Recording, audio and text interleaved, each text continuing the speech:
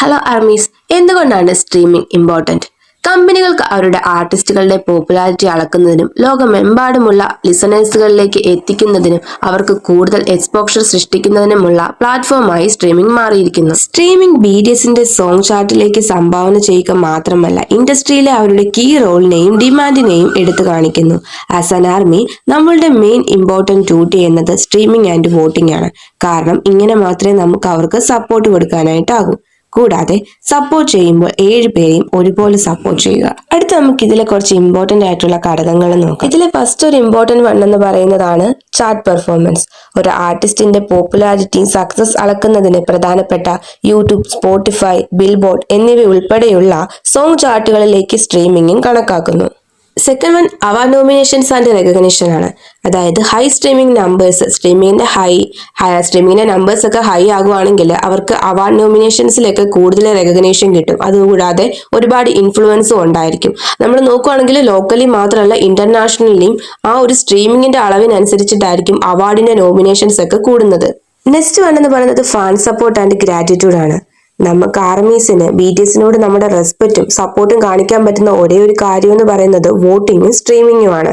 അവരുടെ മ്യൂസിക് നമുക്ക് എത്രമാത്രം ഇൻഫ്ലുവൻസ് ആണെന്നും ഒക്കെ നമുക്ക് ആ ഒരു സ്ട്രീമിംഗ് അവരുടെ ആ ചാർട്ടിൽ ഹൈ ആക്കിക്കൊണ്ട് നമുക്ക് അറിയിക്കാനായിട്ട് സാധിക്കും. ഇതിൽ വളരെ എളുപ്പമായ 2 സ്ട്രീമിംഗ് പ്ലാറ്റ്ഫോംസ് ആണ് യൂട്യൂബും സ്പോട്ടിഫൈയും. അതിലെങ്കിലും മാക്സിമം സ്ട്രീം ചെയ്യുക. നെക്സ്റ്റ് ബ്രേക്കിംഗ് റെക്കോർഡ്സ് ആണ്. നമ്മൾ സ്ട്രീം ചെയ്യുന്നതിനനുസരിച്ച് നമ്മൾ BTSനെ ഓരോ റെക്കോർഡും തകർക്കാൻ സഹായിക്കുകയാണ്. അവർക്ക് ഓരോ മൈൽ സ്റ്റോൺസും റീച്ച് ചെയ്യാനും സാധിക്കും.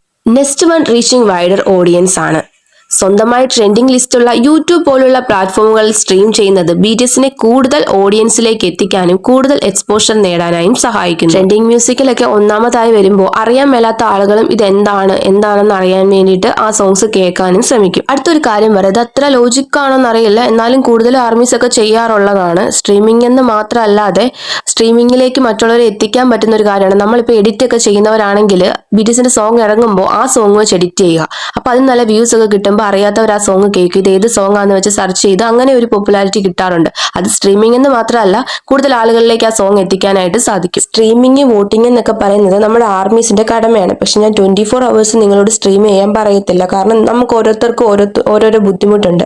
എന്തായാലും ഇൻസ്റ്റാഗ്രാമിൽ നമ്മൾ പ്ലേലിസ്റ്റ് ഒക്കെ ഷെയർ ചെയ്യാറുണ്ട്. ഫോളോ ചെയ്യുന്നവർക്കാണ് അറിയാൻ പറ്റും. മാക്സിമം പ്ലേലിസ്റ്റ് ഒക്കെ ഷെയർ ചെയ്യാറുണ്ട്. അതുപോലെ തന്നെ ഹൈലൈറ്റിലും പ്ലേലിസ്റ്റ് ഒക്കെ ഷെയർ ചെയ്തിട്ടുണ്ട്. നിങ്ങൾക്ക് അപ്പോൾ സ്ട്രീം ചെയ്യാനൊക്കെ എളുപ്പമായിരിക്കും. യൂട്യൂബിന്റെ സ്ട്രീമിംഗ് ഗൈഡ് ആണെങ്കിൽ നമ്മൾ ഓൾറെഡി കമ്മ്യൂണിറ്റിയിൽ ഇട്ടിട്ടുണ്ട്. പിന്നെ ഇൻസ്റ്റാഗ്രാമിൽ പലപ്പോഴായിട്ട് നമ്മൾ അത് സ്റ്റോറിയിൽ ഷെയർ ചെയ്തിട്ടുണ്ട്.